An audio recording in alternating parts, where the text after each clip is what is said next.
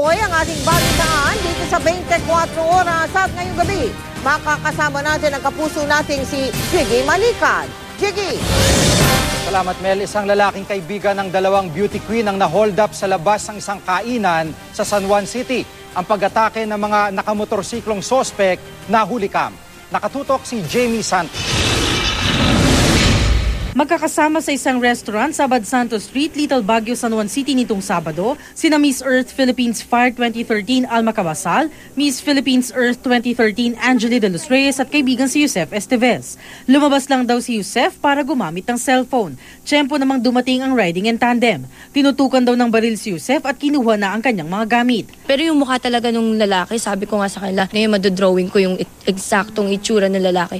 So malangit naman pero kumukha talaga siya ni-requesta. May mga tanod, actually nakita ng mga tanod dun eh. Pero medyo from afar sila eh. So wala rin sila nagawa kasi nakita ka nila may baril eh. Tsaka magagaling yung gumawa eh. Very smooth. Wala man lang skandalo or... Nakuha sa biktima ang ilang mamahaling cellphone, cash at iba pang gamit. Wala namang natangay sa dalawang beauty queen. Napanood na ng San Juan Police ang kuha ng CCTV sa lugar. Pero kailangan pa raw itong i-enhance para makilala ang mga suspect. Baka sa kalbay may compare din natin yung itsura ng motor saka yung sa katawan. Pero sa mukha hindi talaga makita sa CCTV. Naka-helmet sila tapos medyo mataas yung camera. Kailangan conscious nila sila sa mga gamit nila, maingat, huwag nang i-expose kung lalo na kung alam nilang medyo mahal yun.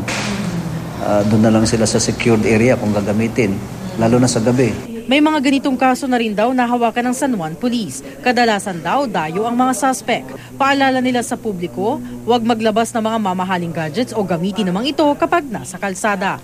Jamie Santos, Nakatutok, 24 Oras.